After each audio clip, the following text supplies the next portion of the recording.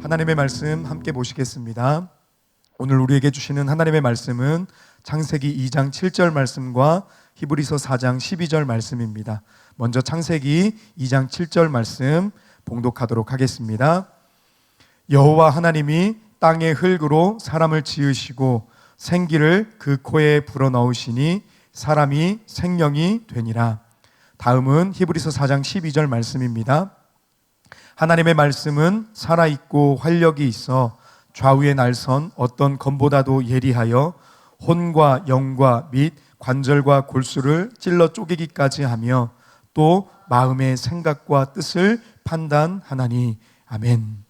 이제 박민 목사님께서 나오셔서 영과 혼 7번째 시간, 드디어 드러나는 영과 혼의 실체, 이런 제목으로 하나님의 말씀 선포해 주시겠습니다.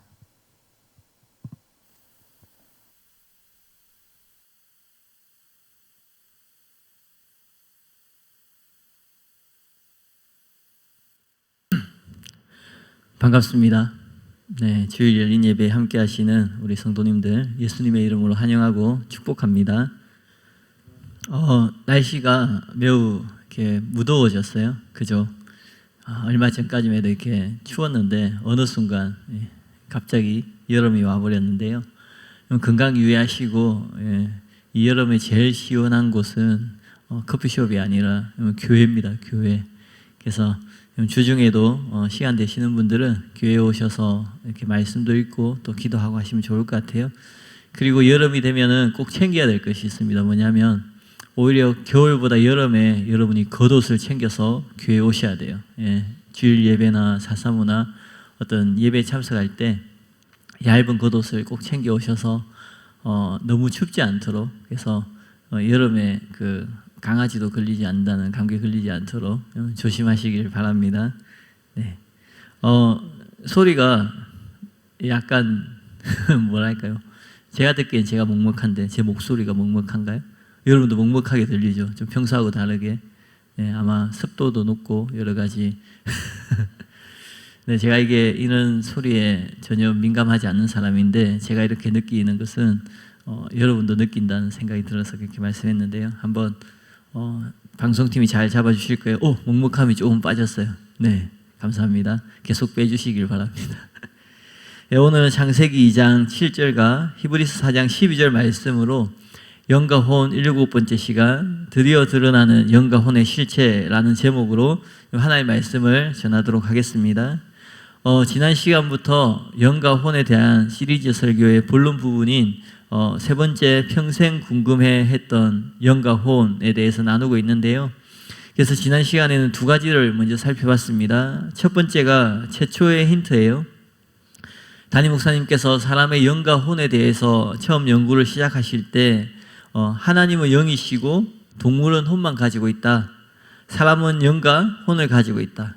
그러므로 사람의 영혼 중 영이신 하나님과 일치하는 것은 영이고 동물의 혼과 일치하는 것은 혼이다 라는 기발한 아이디어를 기반으로 연구를 시작하셨어요.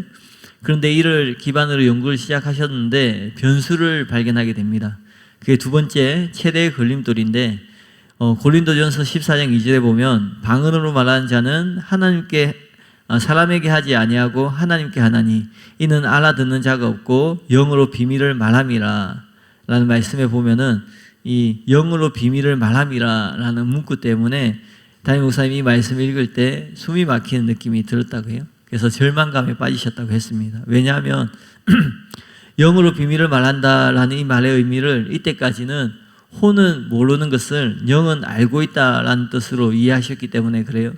이처럼 혼이 모르는 것을 영이 알고 있다면, 즉 사람의 지정의 중에 지를 초월하는 영역이 영이라면 어떻게 이 영을 알 수 있고 구체적으로 설명할 수 있겠는가라는 절망감에 빠지신 거예요. 우리 모두는 방언을 할 때 영은 그 내용을 안다라고 생각했어요. 특히 2절에 영으로 비밀을 말함이라는 표현 때문에 영은 방언의 내용을 알고 있다라는 착각을 했습니다. 그러나 성경은 영이 말한다라고 했지 영이 안다라고 하지 않아요. 사도행전 2장 4절에 보면 그들이 다 성령의 충만함을 받고 성령이 말하게 하심을 따라 다른 언어들로 말하기를 시작하니라. 이 구절은 방언이 정확히 어떤 것인지 보여줍니다. 우리가 성령 충만함을 받으면 성령이 말하게 하세요. 이때 그것을 따라 말하는 것이 방언이라는 거예요. 즉 방언은 계시의 은사가 아니라 발성의 은사입니다. 방언에는 계시가 없는 것이에요. 그러므로 방언을 할 때 우리의 영이 그 내용을 알고 있다는 것은 오해이고 착각이라는 거예요. 이것에 대해서 오늘 좀 더 같이 살펴보려고 합니다. 세 번째, 방언할 때 우리의 영도 모름을 보여주는 더 많은 증거들. 첫 번째 한번 따라해 보겠습니다. 사람의 영과 혼 사이에는 비밀이 없다. 한 사람의 영과 혼 사이에는 비밀이 없어요. 그 이유를 살펴보면 먼저 사람은 영과 혼이 하나로 합쳐져서 영혼으로 존재합니다. 그러니까 영혼이 바로 나인 것이에요. 그러므로 영과 혼 사이에 비밀이 있을 수 없다라는 거예요. 이게 너무나 당연한 얘기예요. 영과 혼이 합쳐져서 하나가 되어서 나인데 내가 나에게 어떻게 비밀을 가질 수 있겠어요? 비밀이라고 하면 다른 사람이 알지 못하는 것을 내가 알고 있는 것이 비밀인데 영과 혼은 하나로 합쳐져서 영혼으로 존재하고 그 영혼이 바로 나인데 내가 나에게 비밀을 가진다는 그 말이 사실은 성립이 되지 않는 말이라는 거예요. 또 한 사람의 영혼에는 의식이 하나밖에 없습니다. 만약 의식이 두 개이면 한 사람이 아닌 거예요. 그래서 육이 느낀 감각도 하나의 의식이 자각해요. 또 혼이 배운 것도 하나의 지식이 자각을 하고 영에 임한 계시도 하나의 의식이 자각을 합니다. 의식은 하나뿐이기 때문에 그렇습니다. 그러므로 영이 아는 것을 혼이 자각하지 못할 수가 없다라는 것이에요. 또한 사람은 영혼 육이 하나로 결합되어서 한 사람으로 존재합니다. 이 중에 영과 혼의 결합이 혼과 육의 결합보다 더 긴밀하게 결합되어 있습니다.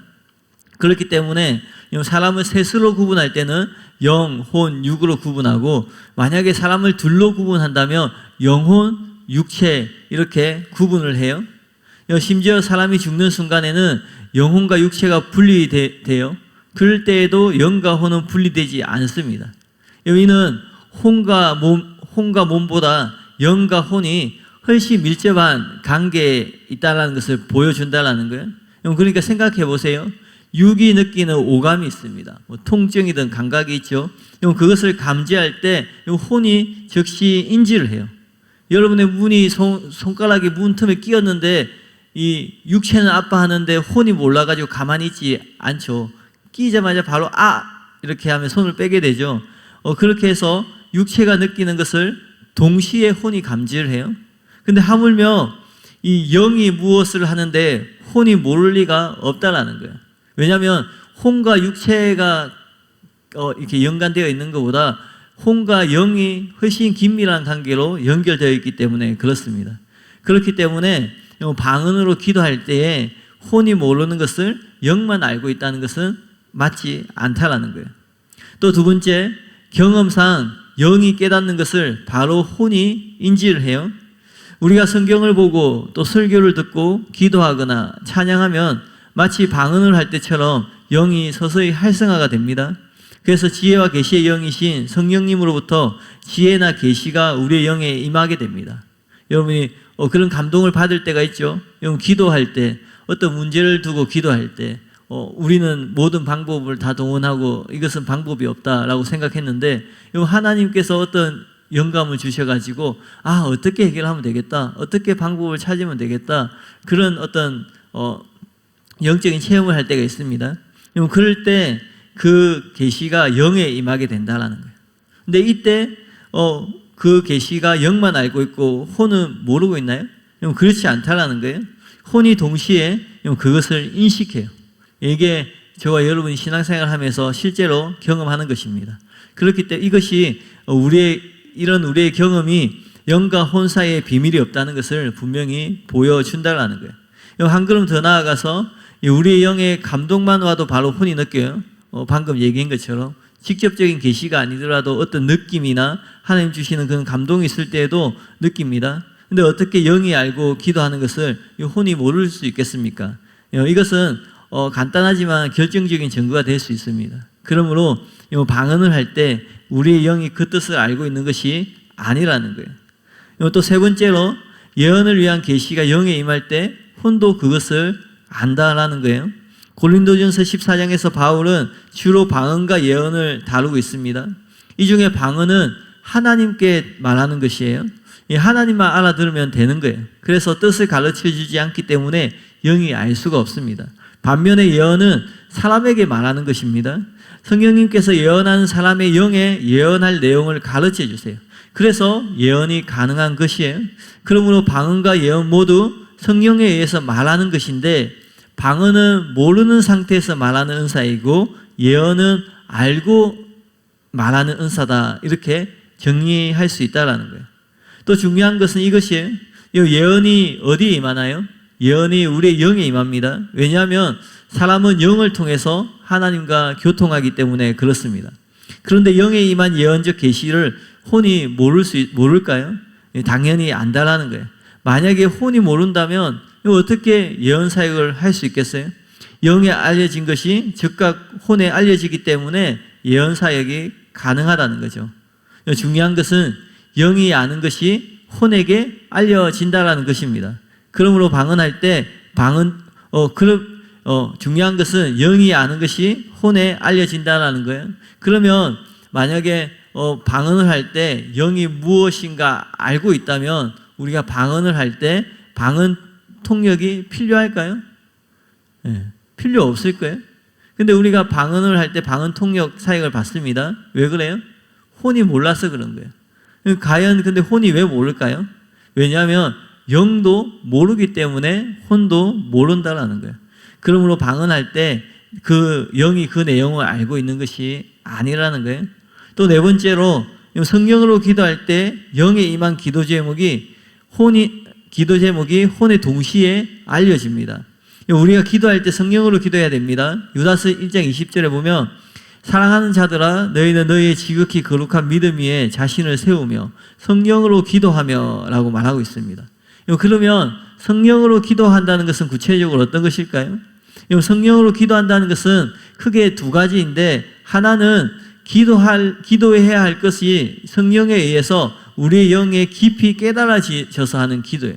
그러니까 우리가 누군가를 위해서 기도할 때 주님이 알려주셔서 그 사람의 어떤 부분을 위해서 기도하는 것, 그게 성령으로 기도하는 거예요. 즉 예언적인 기도를 말합니다. 또 하나는 방언으로 하는 기도가 성령으로 기도하는 것이에요. 성령이 기도하게 함으로써 말하는 은사니까요. 근데 첫 번째 유행인 성령으로 하는 기도를 할 때 기도해야 할 내용이 어디에 임하게 됩니까? 예언과 마찬가지로 영에 임하게 됩니다. 그러면 그것이 머리로 전달이 되어서 그 내용을 알고 기도를 하게 된다라는 것입니다. 이것은 영이 아는 것은 혼에게도 알려진다는 또 하나의 증거가 된다라는 거예요. 그래서 우리가 누군가를 위해서 기도할 때 성령님이 어떻게 기도해야 되는지 구체적인 기도 제목을 알려주실 때가 있습니다. 그래서 그 사람을 위해서 그것을 위해서 기도하는데 그것을 우리가 인식한다라는 거예요. 근데 성령님이 알려줄 때는 영에게 알려주는데 그것을 인식해서 기도할 때는 우리 혼이 작동하는 거예요. 그러니까 영에게 알려진 것이 즉각 혼에게도 전달이 된다라는 겁니다. 그러므로 방언할 때 우리의 영이 그 내용을 알고 있는 것이 아니라는 거죠. 이제 방언이 그동안 우리가 알고 있는 것처럼 영이 알고 무엇인가 알고 기도하는 것이 아니라는 것을 아실 거예요. 이 방언은 단지 성령님에 의해서 영으로 하는 기도일 뿐인 거예요. 그러니까 내용을 알고 하는 것이 아니라 그냥 하는 기도라는 것을 왠지 확실히 이해가 되실 거예요. 그동안 방언에 대한 구절들이 영과 혼을 이해하는데 큰 걸림돌이 된 것은 영은 혼이 모르는 것을 알고 있다라는 이 착각 때문에 그랬습니다. 근데 우리는 방언을 할 때 영도 모른다는 것을 확실하게 이제 설명이 되어서 알게 되셨어요. 그러므로 이제 이것이 더 이상 걸림돌이 아닙니다. 그래서 영과 혼을 이해를 할 때 가로막고 있는 최대 장애물이 사라진 게 된 거예요. 하지만 우리는 오래도록 우리의 혼이 모르는 것을 영이 알고 있다라는 말을 들어왔습니다. 그래서 이런 반문이 있을 수 있어요. 그렇다면 영의 증거는 무엇인가요? 분명히 혼이 모르는 것을 영이 알고 있기 때문에 속에서 느끼는 것이 영의 증거 아닙니까? 라고 반문할 수 있습니다. 근데 그렇지 않다라는 거예요. 이 영의 증거는 혼이 모르는 것을 영이 알고 있기 때문에 생기는 것이 아니라는 거예요. 내 영혼이 모르는 것을 내 영 속에 계신 성령님께서 알고 계시기 때문에 생기는 현상이라는 거예요. 그러니까 아까 말한 것처럼 어떤 계시가 아니라 어떤 감동 같은 게, 어떤 느낌 같은 그런 것을 우리가 받을 때가 있어요. 기도를 할 때. 그럴 때가 있어요. 근데 그것은 영이 알고 있는 것을 혼에 알려주는 것이 아니라 영도 몰라요. 영도 모르고 혼도 모르는데 영에 계신 성령님은 모든 것을 알고 계시니까 그 성령님이 알게 해주시는 것이 영의 증거라는 거예요. 그래서 우리가 그것을 인식하고 느낄 수 있게 되는 거예요. 그러니까 이것도 분명히 무슨 말인지 이해 가시죠? 네.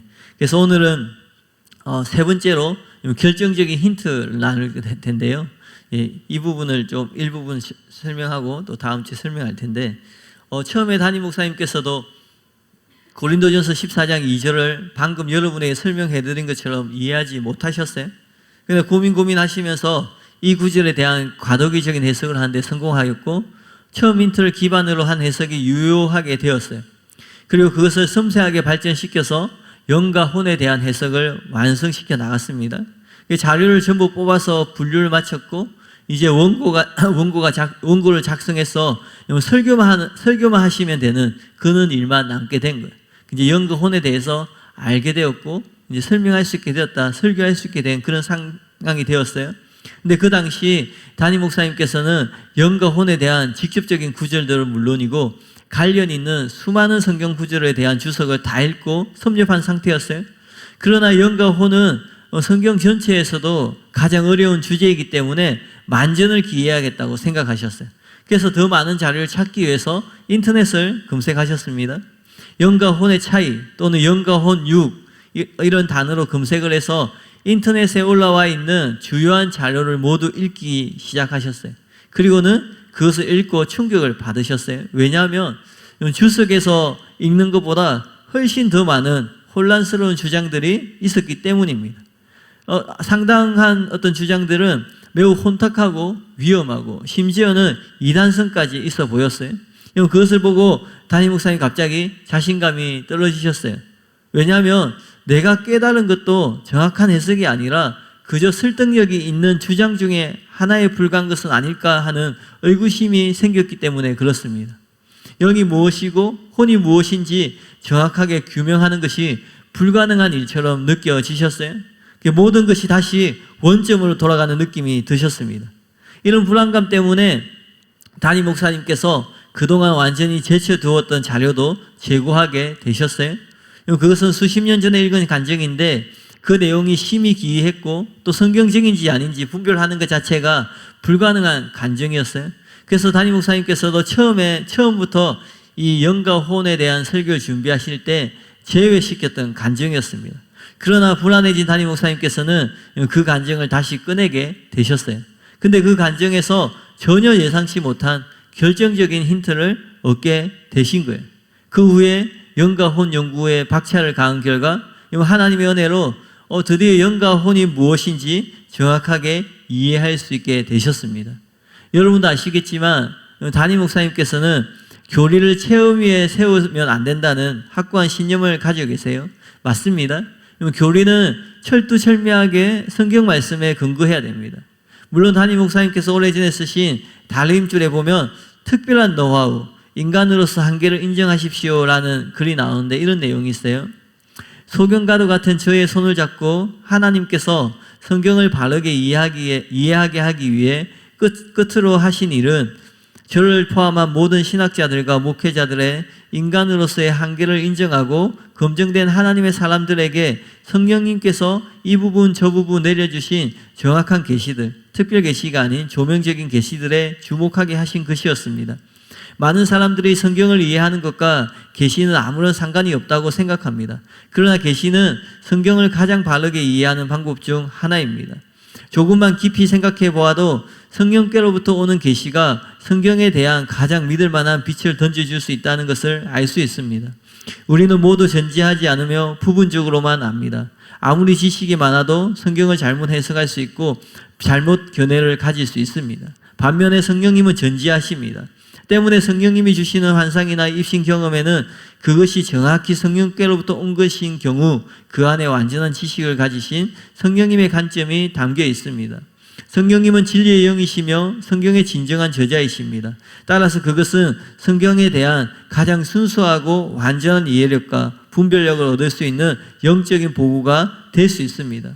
베드로가 고넬료의 집에 초청받아 가기 전에 본 환상처럼 계시들은 때때로 사람들의 편견 때문에 오해하고 있는 교리나 진리를 바르게 규명하여 주며 성경적인 진리를 드러내거나 확정해 줍니다. 때문에 저는 믿을 수 있는 검증된 환상이나 입신 경험을 소중히 여깁니다. 저는 모든 환상이나 계시를 믿지는 않습니다. 그러나 철저히 분별을 통과하여 성경적으로 정확하게 확인된 것인 경우에는 그것을 믿습니다. 무슨 말인지 이해가시죠? 예. 우리가 성경을 연구하고 또 성경을 이렇게 기도하면서 성경의 뜻을 찾는데요. 문맥을 통해서도 찾고 또 우리가 가진 지식과 이성과 또 지혜를 가지고 성경을 해석하는데, 근데 사람에게는 편견이 있고 또 무엇보다 사람은 한계가 있는 존재이기 때문에 성경을 온전히 이해할 수 없어요. 그런데 이 성경을 이해하는데 성령님이 주시는 계시가 도움이 될 수 있다는 거예요. 근데 모든 계시, 모든 간증, 모든 입신 간증, 환상이 도움이 되는 게 아니라 그것을 철두철미하게 성경으로 분별해서 성경적인 것은 도움이 될 수 있다는 그런 내용이에요. 이것은 원칙적으로 맞는 말이에요. 그런데 여기에 해당하는 간증은 극히 드물다라는 거예요. 여러분 지금 인터넷에 조금만 찾아보면 수많은 간증들이 있습니다. 수많은 입신 간증들, 또 여러 가지 내용들이 있는데, 근데 정말 이게 성경적으로 정확한 간증은 많지 않다라는 거예요. 성경은 정확하지만 체험이나 간증은 정확하지 않을 때가 너무나 많습니다. 많아도 너무 많다라는 거예요. 그래서 우리는 성경 해석의 간증을 이용할 때 조심하고 또 조심해야 돼요. 무엇보다도 그 간증이 정말 성경적인가 꼼꼼하게 따져보아야 됩니다. 간증에 비성경적인 요소가 전혀 없어야 됩니다. 담임 목사님께서 약 2년 전쯤 한 유명한 목사님이 어떤 사후 체험 간증을 토대로 영과 혼에 대해서 설명하는 걸 들으셨어요. 그분은 이렇게 믿고 설명했어요. 사람이 죽으면 혼은 버려지고 천사가 영만 데리고 간다라고 믿으셨어요. 그래서 그 버려진 혼을 귀신들이 가져가서 혼에 남아있는 정보를 가지고 가족들에게 점을 칠 때 사용하기도 하고 그렇게 한다라는 거예요. 그러다가 결국 그렇게 떠돌다가 혼은 소멸되고 영만 천국에 간다라고 주장을 했습니다. 근데 담임 목사님이 이 말씀을 듣는데 바로 목사님의 영 가운데 빨간불이 들어왔습니다. 왜냐하면 이 주장은 비성경적인 내용이기 때문에 그렇습니다. 베드로전서 1장 9절에 보면 믿음의 결국 곧 영혼의 구원을 받음이다 라고 말하여, 여기서 영혼은 푸시케인데 결국 베드로는 사람의 혼이, 정확하게는 혼을 포함한 영혼이 궁극적인 구원을 받는다고 말하고 있는 것이에요. 이 외에도 요한계시록에 보면 6장 9절에 다섯째 인을 떼실 때에 내가 보니 하나님의 말씀과 그들이 가진 증거로 말미암아 죽임을 당한 영혼들이 제단 아래에 있어. 또 20장 4절에 보면 또 내가 보좌들을 보니 거기에 앉은 자들이 있어 심판하는 권세를 받았더라. 또 내가 보니 예수를 정은함과 하나님 말씀 때문에 목배임을 당한 자들의 영혼들과 또 짐승과 그 우상에게 경배하지 아니하고 그들의 이마와 손에 그의 표를 받지 아니하는 자들이 살아서 그리스도와 함께 더불어 1000년 동안 왕노릇하니. 여기에 보면은 둘 다 순교자에 대한 말씀이에요. 그러니까 사람이 죽은 이후의 상황을 말하는 거예요. 그런데 그들의 혼이 벌어져서 떠돌아다니고 있다고 말하고 있지 않습니다. 이 혼이 천국에 있습니다. 그러므로 그 목사님이 주장하는 것처럼 사람이 죽으면 혼은 벌려지고 천사가 영만 데려가서 구원한다는 것은 비성경적이고 잘못된 주장이라는 거예요.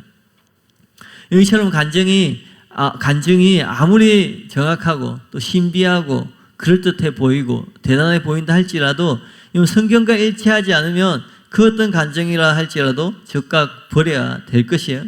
그런데 정말 드물지만 진짜 성경적인 영적 체험과 간증들도 있습니다. 왜냐하면 성령님이 임하시며 분명히 꿈과 예언과 환상을 주신다고 성경은 기록하고 있고요. 또 성경에 보면은 분명히 입신하는 그리고 천사의 방문이 기록되어 있기 때문에 그렇습니다. 그래서 진짜 성경적인 영적 체험과 간증들이 분명히 있는 것이에요.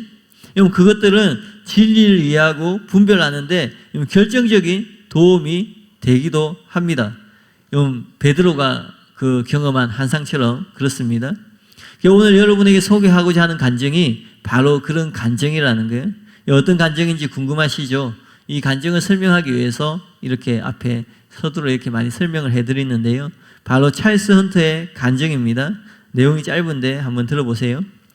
1969년 나의 생애를 전적으로 하나님께 맡기고 나자 하나님께서는 육체로부터 내 영과 혼을 취하시고 나를 우주 공간으로 끌어올려 그의 영광스러운 황금빛이 그하게 하신 다음 나를 나의 육체에 돌려 보내주셨다. 이 이야기 전부는 우리가 쓴 책인 아무튼 나를 따르면 주님을 찬양하라와 중생과 성령 세례에 들어있다. 나의 혼이 영 안으로 들어가기 전에 나의 몸으로부터 나온 내 영을 바라보았을 때 나의 영은 나와 동일하게 보였다. 마치 얇은 구름이나 안개에 베어낸 것처럼 이 영체를 통해 다른 사물을 볼 수 있다는 것을 제외하고는 크기와 모양과 심지어 얼굴까지도 동일했다. 이건 짧지만 희한한 간증입니다. 왜냐하면 이 혼과 영이 구분이 돼요. 이분이 입신을 하셔서 다시 몸으로 돌아가기 전에 그 혼이 영으로 돌아가기 전에 그 영을 보면서 지금 설명하고 있는 내용이에요. 담임 목사님께서 이 간증을 버리시지 않은 이유는 이 간증이 비성경적이지 않기 때문이에요. 이게 뭐냐? 제가 잘 얘기했나요? 담임 목사님이 이 간증을 읽고 이것을 버리지 않은 이유는 이 간증의 내용이 비성경적이지 않았기 때문에 그렇습니다. 또 이 간증을 취하지 않고 선반에 올려놓은 것은 그렇다고 해서 또 성경적이라고 할 수 있는 것도 없기 때문에 그런 거예요. 그러니까 이 간증이 성경적인지 아닌지 알 수가 없는 거예요. 분별할 수 없는 그런 간증이었어요. 담임 목사님께서 이 간증이 성경적이라는 증거가 전혀 없었지만 이걸 배제하지 않은 이유가 있습니다. 왜냐하면 이 간증의 주인공이 찰스 헌터였기 때문에 그렇습니다. 찰스 헌터는 하나님께서 귀하게 사용하신 세계적으로 유명한 사역자세요. 이분이 쓴 책이 신유의 방법이라고 담임 목사님께서도 매우 감동적으로 읽으셨고요. 또 조용기 목사님께서도 전성기 때 이 책을 여의도 순복음교회 모든 구역장과 조장들에게 선물해서 읽게 하셨어요. 왜냐하면 치유사역을 활성화시키기 위해서. 저희도 예전에 이 책을 치유사역자들이 같이 읽고 그렇게 했었는데요. 또 여러분이 잘 아는 로랜드복 목사님의 가브리엘 천사를 만나다라는 책을 엮은 분도 바로 이 찰스 프란시스 헌터세요. 그래서 담임 목사님께서 무시할 수가 없으셨어요. 그리고 이 간증이 마음에 걸리셨어요. 물론 그렇다고 이분이 그런 분이라고 꼭 그분의 체험이 맞는 것은 아니에요.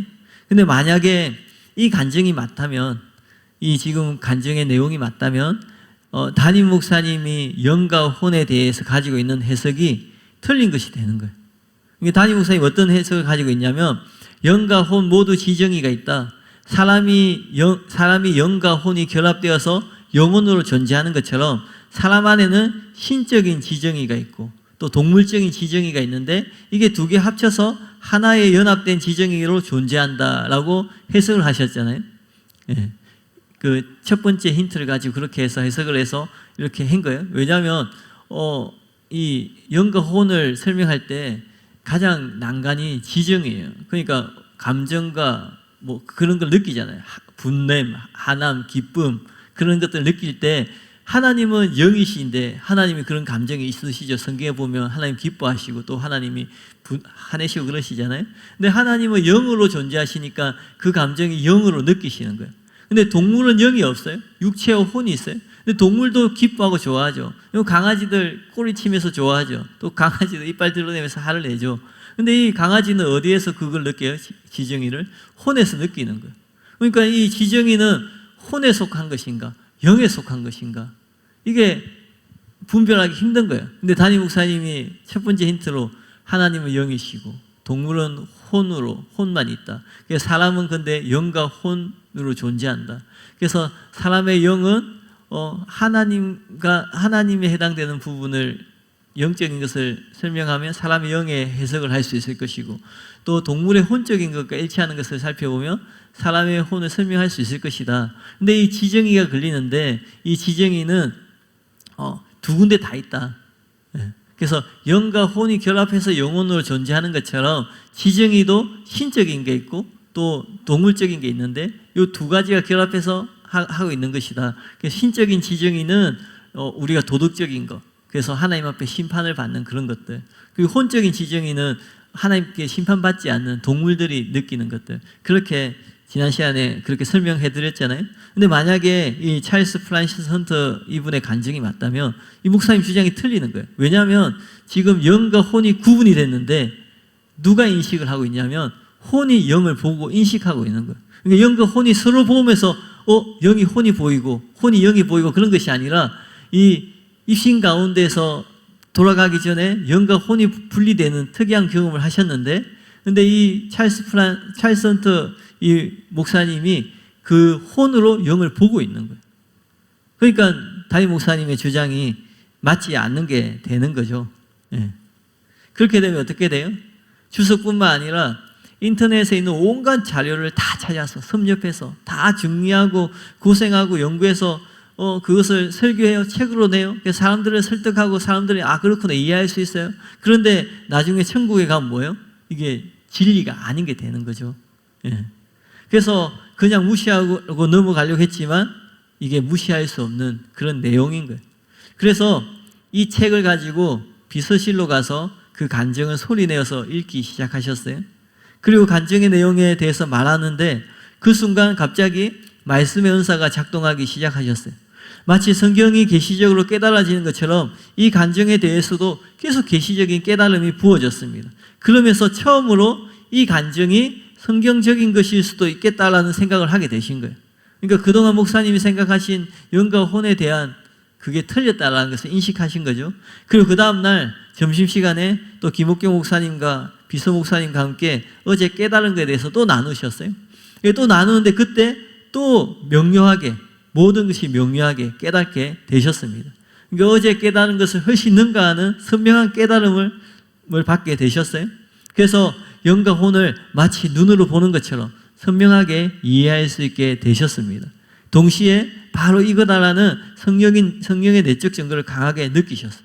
바로 이때 하나님께서 영과 혼에 대해서 최초로 이해할 수 있게 은혜를 베풀어 주신 거예요. 그래서 지금 그것을 저와 여러분이 나누고 있는 겁니다.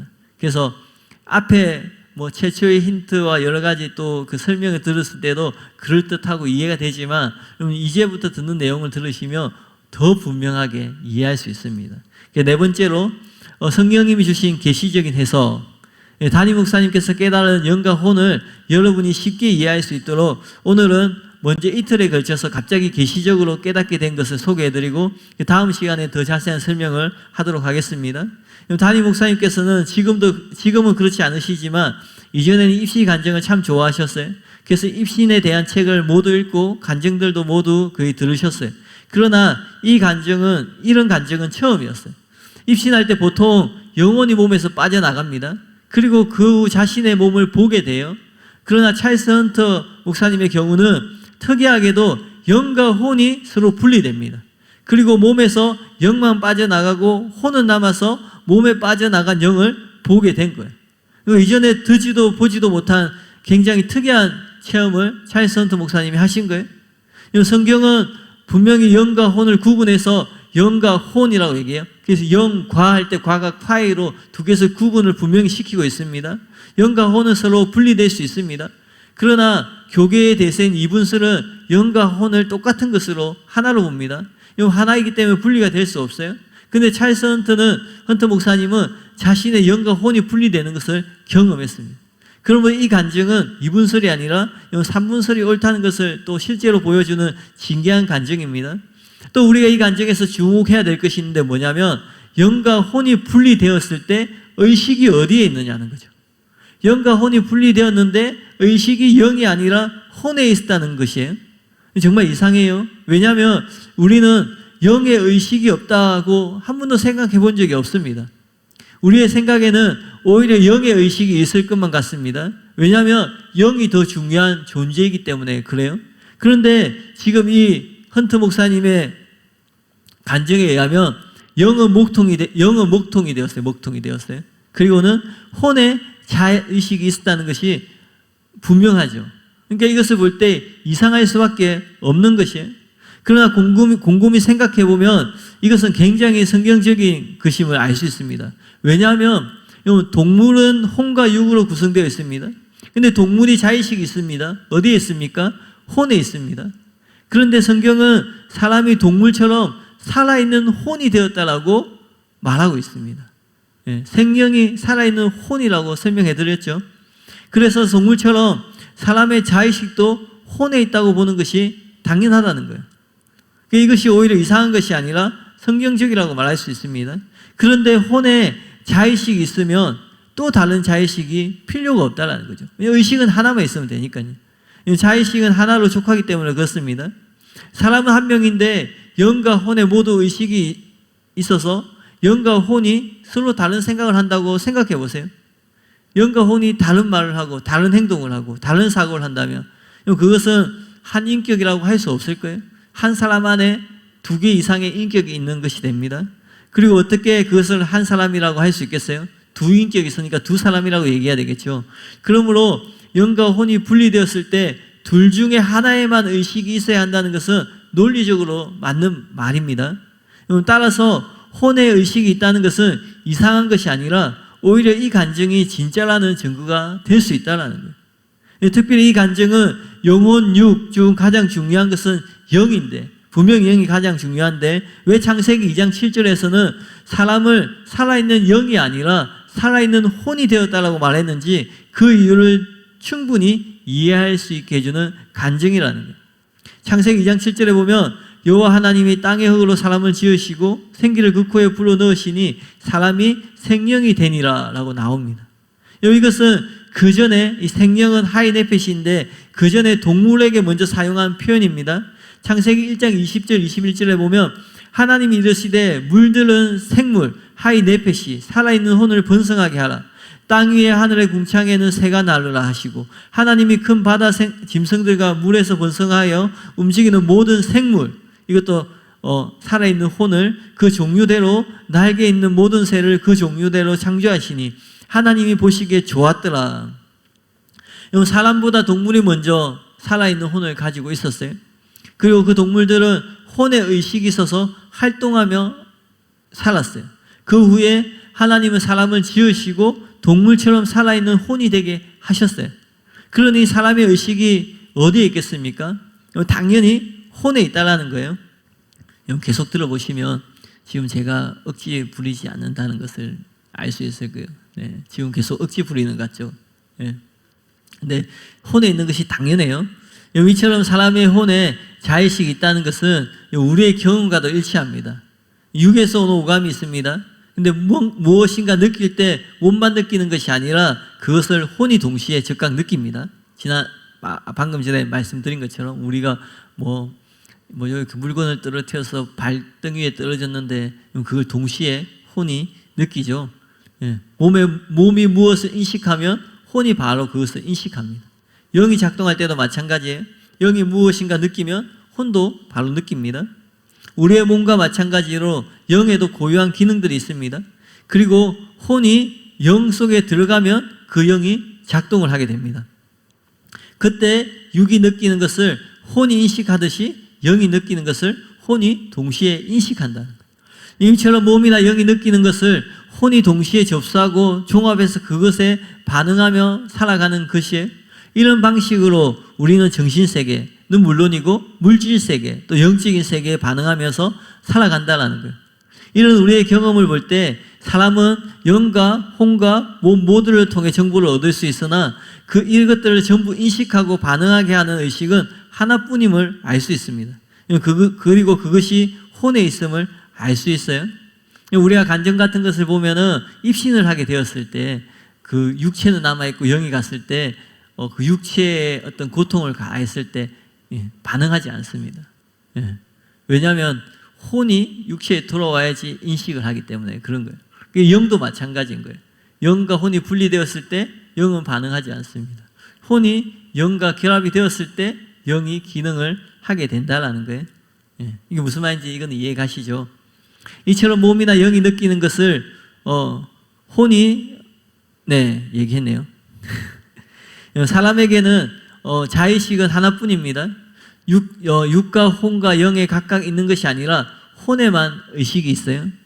혼에 있는 자의식이 몸이 느낄 때 감지하고 또 영이 느낄 때 감지한다라는 거예요. 물론 혼 자체가 무엇을 생각하거나 느낄 때도 당연히 혼이 이것을 감지합니다.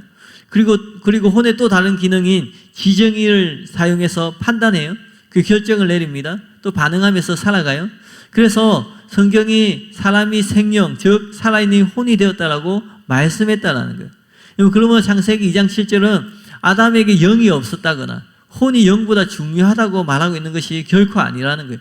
동물처럼 사람도 혼의 의식이 있고 그 의식이 주체가 되어서 살아가는 그런 존재가 되었다라는 것을 창세기 2장 7절에 말하고 있는 거예요. 이것이 창세기 2장 7절의 진정한 의미임을 믿으시길 바랍니다. 또한 이 간증에는 영과 혼이 분리되었을 때 영은 무의식 상태가 되고 혼이 그 안에 들어가야지 다시 작동한다는 것을 보여주고 있습니다. 생경 처음 듣는 특이하고 굉장히 이상한 말이지만 이상한 말이에요. 그래서 이렇게 생각할 수 있어요. 왜 하나님은 또 천사나 마귀도 영의 의식이 있는데 하나님의 모양대로 지음을 받은 사람은 영이 아니라 혼의 의식이 있는가? 왜 사람의 영 속에 혼이 들어가지 않으면 작동하지 않는가? 처음 듣는 말이고 너무 이상한 말이다. 그래서 우리가 하나님의 형상대로 지음받았다고 얘기할 때 하나님은 영이시니까 당연히 우리의 영이 하나님의 형상대로 지음받았다고 인식할 수 있어요. 근데 이제 차차 설명하겠지만 영뿐만 아니라 우리의 혼도 우리의 육도 하나님의 형상대로 지음받았습니다. 이것은 사실 저도 잘 모르고요. 차차 그렇게 설명해 주신다고 하셨는데요. 근데 이게 이상한 말이 아니라는 거예요. 단지 우리가 오랫동안 무지해서 이상하게 들릴 뿐이라는 거예요. 왜 이상한 말이 아닌지 한번 잘 들어보시길 바랍니다. 하나님과 천사와 마귀의 영은 완전체입니다. 이게 무슨 말이냐면 담임 목사님이 설명하기 위해서 만든 표현이라고 하셨는데요. 하나님은 영 하나로 완전하게 존재하세요. 그러니까 하나님은 영이신데 그 영이 완전체로 존재해요. 그래서 하나님은 혼이나 육이 필요하지 않는 분이세요. 영 하나로 완벽하게 활동합니다. 그래서 이처럼 완전체이기 때문에 영의 의식이 있을 수밖에 없다라는 거예요. 그런데 사람의 영은 완전체가 아니라는 거예요. 사람은 단지 영이 아니라 영과 혼과 육으로 구성되어서 존재합니다. 영과 혼과 육이 합해져야지 완전체가 됩니다. 즉 온전히 작동하게 된다라는 거예요. 그래서 뭔가 결합이 되어야지 작동하게 되는 시스템이 사람에게 있는 것이에요. 무엇인가 다른 것을 작동하게 만들어야 된다라는 거예요. 근데 그 역할을 무엇이 하냐면 혼이 한다라는 거예요. 하나님이 흙으로 사람을 빚었어요. 근데 움직이지 않습니다. 의식이 없습니다. 근데 나중에 의식이 생겨요. 생기를 불어넣어서. 근데 그것을 온전한 영이 되었다, 살아있는 영이 되었다 하지 않고 성경은 살아있는 혼이 되었다라고 표현하는 거예요. 그렇게 표현하는 이유는 그 혼이 그 역할을 하기 때문에 그렇다라는 거예요. 그 증거로 한번 동물들 생각해 보세요. 동물들에게는 혼과 몸이 있습니다. 근데 무엇이 동물의 몸을 작동하게 하나요? 혼이 작동하게 합니다. 혼이 들어가야지 몸이 작동해요. 무슨 말인지 이해가시죠? 몸에 오감이 있지만 혼이 그 속에 없으면 그 기능들이 작동하지 않는다라는 거예요. 마치 이와 같이 사람의 영과 몸을 작동하게 만드는 것도 혼인 거예요. 육에 오감이 있고 영에는 양심과 직감과 연결을 가능케 하는 기능들이 있습니다. 근데 육과 영 모두 혼이 그 속에 들어가야지 작동을 하게 된다라는 거예요. 동물이나 사람이나 그 원리가 같다라는 거예요. 그러므로 영과 혼이 분리되었을 때 영은 무의식 상태가 되고 혼과 결합해야지 작동한다는 것은 전혀 이상한 말이 아니라는 거예요. 이해 가시죠? 여기까지. 지금까지 설명해 드린 것을 근거로 영과 혼이 무엇인지 간략하게 한번 정리해 보겠습니다. 한번 잘 들어보세요. 담임 목사님께서 처음에는 하나님은 영을, 동물은 혼을, 사람은 영과 혼을 가지고 있기 때문에 하나님과 겹쳐지는 것은 영, 동물과 겹쳐지는 것은 혼이라고 생각하셨어요. 발상은 좋으셨지만 완전한 공식이 아니었습니다. 왜냐하면 하나님의 영은 완전체이지만 인간의 영은 그렇지 않기 때문에 그래요. 인간의 영은 불완전체이기 때문에 그렇습니다. 그래서 하나님과 겹치는 것은 영이라는 이 표현이 틀린 말은 아니지만 온전한 말이 아니라는 거예요. 완벽하게 일치하지 않는다라는 거예요. 사람은 또 하나님처럼 스스로 있는 자가 아니에요. 또 천사처럼 독립적으로 하나님과 같은 영으로 지음받은 존재도 아닙니다. 사람은 천지 창조의 한 부분과 절정으로 지음을 받았습니다. 그런데 몸만 있는 천지 창조하는 걸 한번 잘 들어보세요. 하나님 천지를 창조할 때 처음에 하나님은 식물을 창조해요. 근데 식물은 몸만 있습니다. 그죠? 근데 몸만 있는 식물보다 한 단계 업그레이드 된 것이 동물입니다. 이 동물은 몸만 있는 것이 아니라 혼도 같이 있습니다. 근데 몸과 혼이 있는 동물보다 또 업그레이드 된 것이 뭐냐면 업그레이드 된 것이 사람이라는 거예요. 그러니까 이 사람은 하나님이나 천사처럼 영적인 존재로 지음을 받았어요. 그런데 하나님과 천사처럼 완전한 영체가 아니라는 거예요. 근데 이미 혼에 의식과 지정의가 있습니다. 하나님이 식물을 창조하시고 동물을 창조하세요. 동물을 창조할 때는 또 그 동물의 혼을 같이 창조합니다. 그리고 그 혼이 지정의 기능을 가진 혼이에요. 이해가시죠? 그렇게 이미 혼을 만드실 때 그 혼에 의식과 지정의가 있었습니다.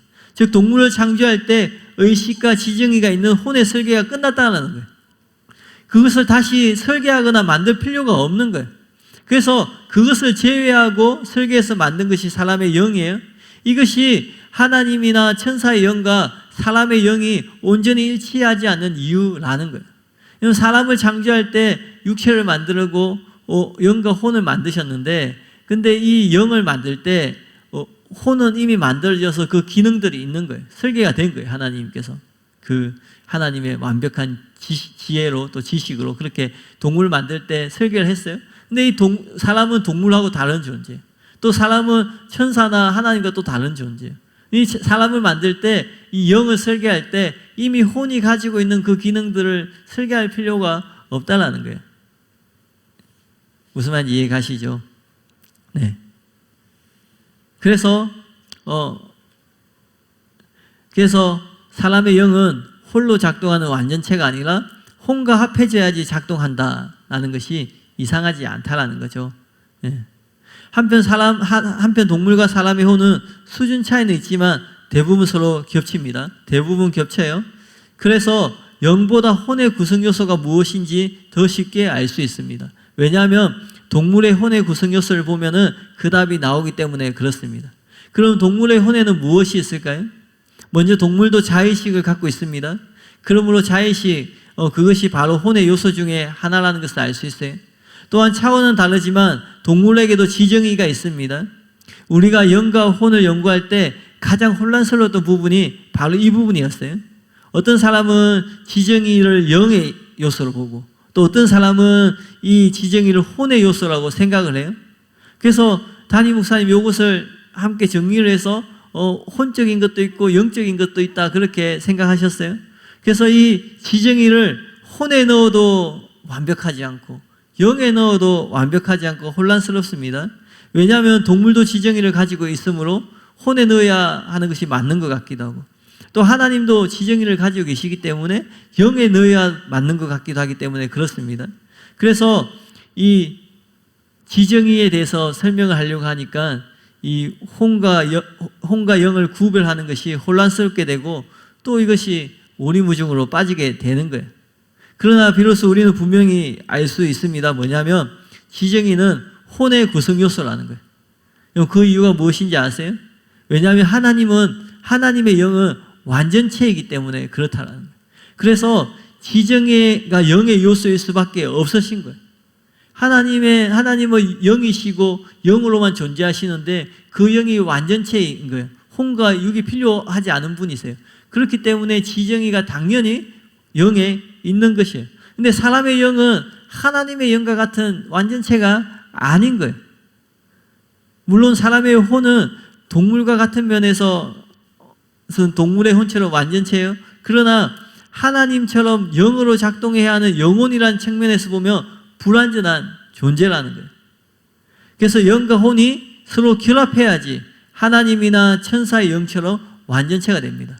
바꾸어 말하면 완전히 작동하게 된다는 거예요. 그러므로 영을 작동하게 하는 의식뿐 아니라 지정의를 혼의 구성 요소로 볼 수밖에 없다라는 거예요. 그래서 이 두 가지 의식과 지정의를 비롯해서 동물의 혼과 겹쳐지는 요소들, 즉 공통점을 다 모으면 그것이 바로 사람의 혼이 되고요. 또 영이신 하나님이나 천사와 일치하는 그 외 인간의 내면의 다른 모든 요소들을 모으면 그것이 바로 사람의 영이 된다라는 거예요. 그래서 사람의 영은 하나님의 영과 같으면서도 완전히 같지 않고 사람의 혼도 동물의 혼과 같으면서도 완전히 같지 않은 것이라는 거예요. 그러니까 사람의 영과 사람의 혼은 하나님과 동물과 공통점이 있으면서도 차이점이 있습니다. 아무런 이런 원리를 통해서 사람의 영과 혼을 알 수 있다라는 거예요. 그러므로 영과 혼은 서로 구별이 가능한 것이에요, 분명히. 그래서 삼문설이 분명히 옳은 것입니다. 이렇게 하면 사람의 영의 구성 요소가 무엇인지 우리가 짐작할 수 있어요. 많은 것들이 있는데 사람의 영의 구성 요소에는 양심이 사람의 영의 구성 요소에 들어갈 수 있습니다. 또 하나는 직관이에요. 계시를 받는 기관. 그리고 또 하나는 영교입니다. 하나님이나 천사와 교제할 수 있는 기능이 어디에 있냐면 영에 있습니다. 영의 대표적인 기능이고 영의 구성 요소에 있는 거예요. 근데 이 영이 혼과 결합되어야만이 그것을 작동이 된다라는 거예요. 그래서 이제 이것에 대해서 사람의 영은 무엇이고 혼은 무엇인지 이제 다음 주부터 구체적으로 좀 다루게 될 텐데요. 오늘 설명드린 거는 그래도 좀 이해가 되시죠? 뭐 이해가 안 되신다고 다시 설명할 의사는 없고요. 네, 나중에 다시 들어보시고 또 책 나오시면 분명히 이해가 되실 거예요. 네. 분명히 사람은 영과 혼과 육으로 존재하는 존재입니다. 근데 이 사람은 하나님과 다르고 또 동물과 달라요. 천사도 다르고 악마가 아니고 사단하고도 다릅니다. 특별하게 존재 지음을 받았어요. 분명히 사람에게는 영과 혼과 육이 존재하고 영과 혼은 하나가 아니고 분명히 구별이 됩니다. 이것은 다시 설명할 필요 없을 만큼 명확하게 설명이 된 것이고요. 그래서 사람은 분명히 내면에 영과 혼이 합쳐져서 영혼으로 존재하고 있습니다. 근데 이게 완전 구분되지 않는 그런 게 아니라, 근데 이게 매우 밀접하게 연관되어 있기 때문에 사람이 죽었을 때 영과 혼이 분리되는 것이 아니라 영혼이 같이 하나님 앞으로 가는 거예요.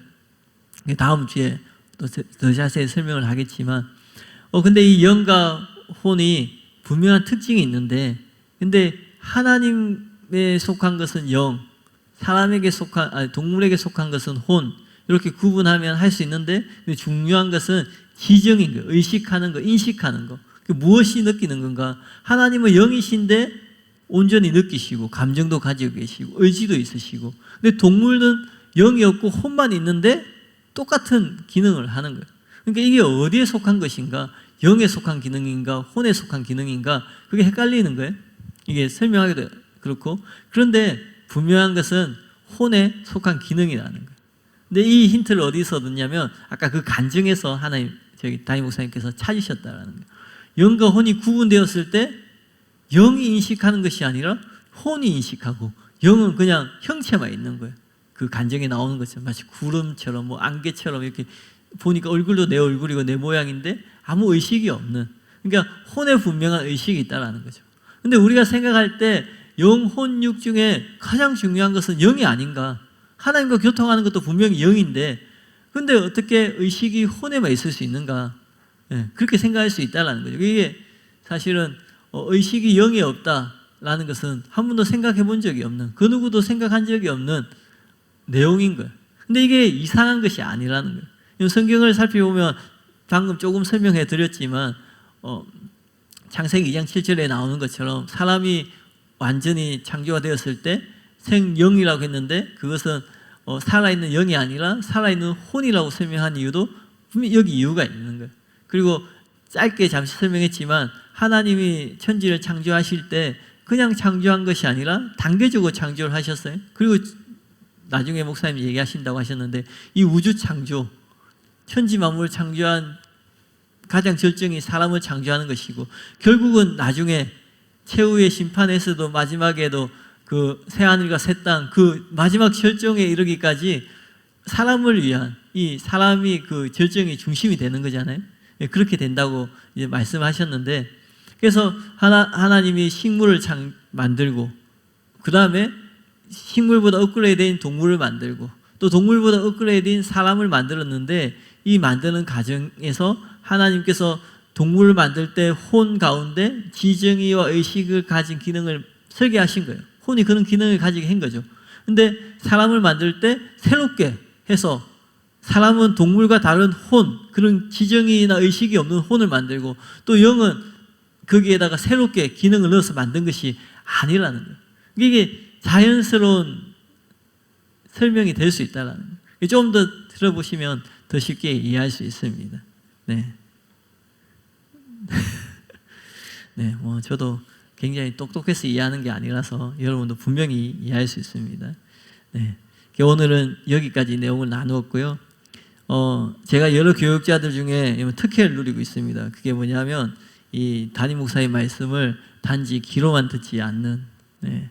물론 다른 분들도 귀로만 듣지 않고 이렇게 하시는데 어쨌든 저는 눈으로 보고 또 꼭꼭 씹어서 이해하고 소화해야 되고 또 다시 입으로 말할 수 있는 특혜를 누리고 있는데 이 목사님 말씀을 이해하고 설명하고 또 그렇게 하면서 좀 더 이해하게 되고 설명하면서 좀 더 이해하게 되고 하면서 어떤 특혜를 누리냐면 이 진리가 무엇인지 조금씩 알아가는 거예요. 성경에 보면 진리가 너희를 자유케 하리라 라고 말씀하시는 것처럼 진짜 이 진리는 그런 기능을 가지고 있는 거예요. 이 진리는 진짜 속을 시원하게 만드는, 뭐 억지로 이해시키는 것이 아니라, 목사님 지금 여러분 제가 아까 얘기한 것처럼 혼에 있다 하니까 억지 부리는 것처럼 보일지 모르지만 근데 좀 더 말씀을 들어보면 너무나 당연하고 너무나 논리적인 거예요. 억지 부리는 게 아니라는 거예요. 목사님이 말씀을 전할 때 담임 목사님 말씀을 정리하고 전하실 때 그 말씀을 조금만 관심 있게 들어보시면 그 기능을 그것을 발견할 수 있어요. 목사님이 억지 부리지 않는구나. 너무 지극히 당연한 누가 들어도 이해할 수 있는 이게 논리의 어떤 모순이 있는 것이 아니라 그렇게 말씀을 전하고 있어요. 그게 진리의 특성이라는 그런 느낌을 받습니다. 그래서 다윗이 시편 19편에 고백하는 것처럼 송이꿀보다 달달하는 것이 무슨 의미인지 조금씩 경험하고 있는데요. 마치 우리가 드라마를 보거나 연속극을 볼 때 다음 편이 기대되는 것처럼 다음 주 말씀이 기대가 됩니다. 또 우리가 드라마 끝나면 예고편 나오면은 그 예고편 관심 있게 보잖아요. 담임 목사님이 가끔씩 원고에 없는 예고편 얘기하실 때 귀가 솔깃하게 되고 그 관심을 갖게 되는 것 같아요. 그래서 여러분도 결코 어렵지 않습니다. 제가 이렇게 이해하고 설명한다는 것은 진짜 어렵지 않다는 하나의 반증이 될 수 있습니다. 많은 분들이 고개를 끄덕끄덕 해주시는데 감사하게.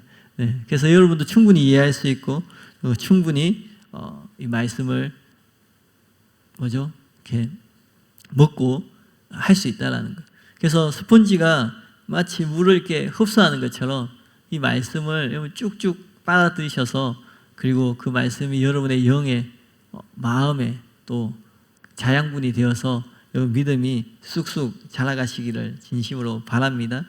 그래서 이제 더 명확하게 이제 말씀을 전해 주실 것이고 우리가 신앙생활을 어떻게 해야 되는지 무엇에 중심을 둬야 되는지 어떻게 왜 초대교회 때 특이한 이단들이 나오고 왜 또 지금도 많은 이단들이 균형을 잃는지 또 기존 교회 성도들 중에도 또 우리 가운데에도 신앙생활을 하면서 균형을 잃게 되는 경우가 있는데 왜 그런지 말씀을 통해서 분명히 깨닫게 되고 알게 되실 것이에요.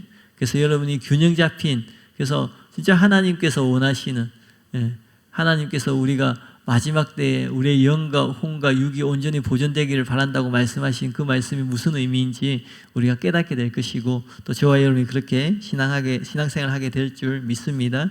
우리가 이 시간에 들은 말씀을 기억하면서 같이 기도할 텐데요.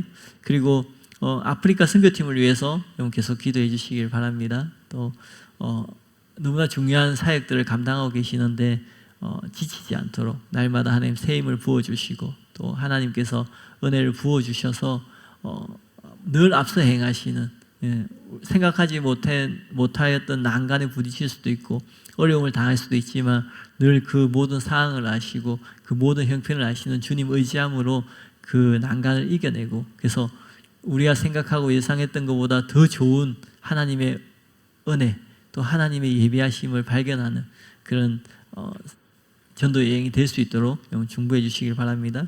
우리 이 시간에 같이 기도하겠습니다.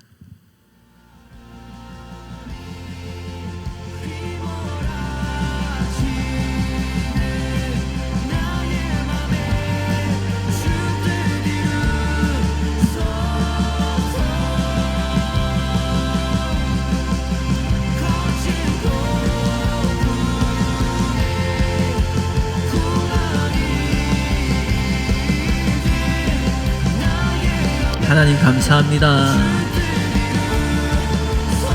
하나님 매주마다 진리의 말씀을 들을 수 있는 은혜 주심을 감사합니다. 하나님 이 시간에 우리의 마음 가운데 이 말씀을 사모할 수 있는 마음들을 허락하여 주시옵소서. 하나님 단지 우리의 지식을 채우는 것이 아니라 하나님 우리의 영의 양분을 삼을 수 있는, 하나님 정말 우리가 살아갈 수 있는 하나님 힘이 되고 의지가 될 수 있는 하나님 그 말씀들을 우리가 받을 수 있도록 하나님 이 은혜를 부어 주시옵소서. 하나님 담임 목사님을 통하여서 하나님 분별된 선포되는 그 말씀들이 하나님 우리의 영 가운데 온전히 하나님 전해지고, 하나님 우리가 마음으로 우리의 생각으로 그 말씀을 온전히 붙잡음으로써 하나님 우리가 진리 가운데 굳건히 설 수 있도록 은혜를 베풀어 주시옵소서. 하나님 모든 것이 불분명한 시대에 살아가고 있습니다. 하나님 절대적인 것은 없고 늘 하나님 상대적으로 하나님 무엇이 더 나은지, 무엇이 더 손해를 보지 않는지, 어떤 선택을 해야지 더 이익이 있는지, 하나님 그러한 기준 가운데, 하나님 그러한 상황 가운데 하나님 많은 성도님들 신앙생활을 하고 있습니다. 하나님 이런 세상 가운데에서 절대적인 하나님 말씀이 우리의 심령 가운데 새겨지게 하시고, 그래서 우리가 상황과 형편에 따라서 무엇을 결정하고 선택하는 것이 아니라 하나님의 말씀 앞에 그 말씀이 기준이 되어서 하나님 우리가 선택하고 결정할 수 있도록 은혜를 부어 주시옵소서.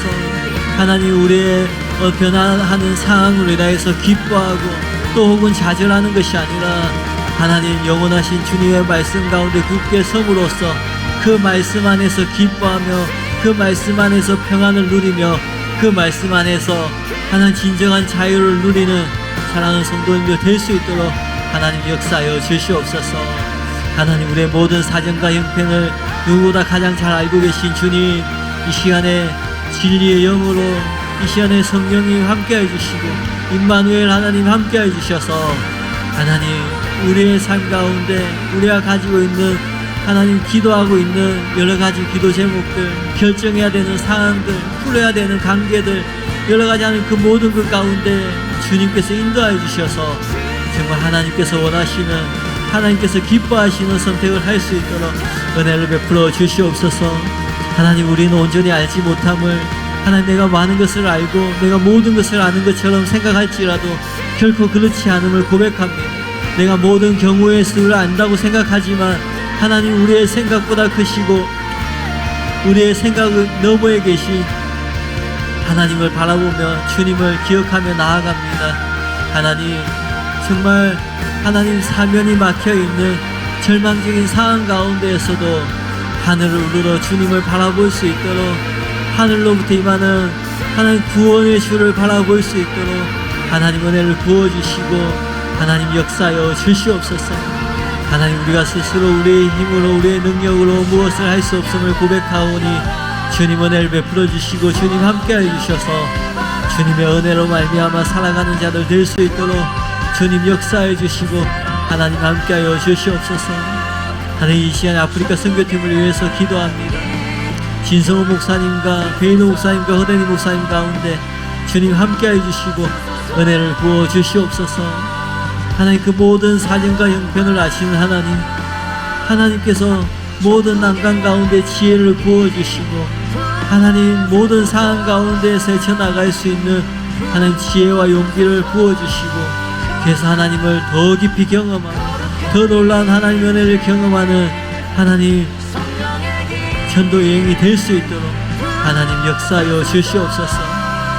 하나님 목회자 세미나 가운데 전도 치유 성회 가운데 주님 은혜를 부어주셔서 진리의 말씀이 하나님의 그 놀라운 치유의 능력과 권능이 하나님 그곳을 강타하게 하시고 그곳에 함께하는 목회자들이 또 수많은 성도들이 수많은 아프리카의 사람들이 주님을 경험하고 주님을 알아가는 하나님 귀한 복된 시간 될 수 있도록 하나님 역사하여 주시옵소서. 아프리카 선교팀을 예수님의 이름으로 축복합니다. 사랑하는 선교팀이 가는 곳마다 하나님의 놀라운 사랑으로 또 주님의 놀라운 임재와 치유의 능력으로 권능으로 하나님 함께해 주시고 보호해 주시고 하나님 역사하여 주시옵소서. 하나님 날마다 새 힘을 부어주시고 세 분의 마음이 온전히 하나가 되어서 연합하여서 하나님께서 예비하신 이 전도 여행을 통하여서 계획하신 하나님의 온전한 뜻과 계획을 이루는 귀한 전도팀 될 수 있도록 주님 축복하여 주시고 하나님 함께하여 주시옵소서. 사랑하는 성도님들 가운데도 동일하게 은혜를 부어주셔서 사랑하는 성도님들의 삶을 통하여서 하나님의 온전한 뜻이 이루어지고 하나님께서 계획하신 계획들이 성취되는 은혜가 있게 하여 주시옵소서. 그래서 사랑하는 성도님들 통하여서 사랑하는 성도님들의 삶을 통하여서 하는 그 모든 하시는 모든 그 모든 일들과 섬김과 봉사를 통하여서 오직 주님만이 높임을 받으시고 오직 주님만이 영광을 받으시는 귀한 삶이 될 수 있도록 주님 축복하여 주시고 하나님 함께하여 주시옵소서.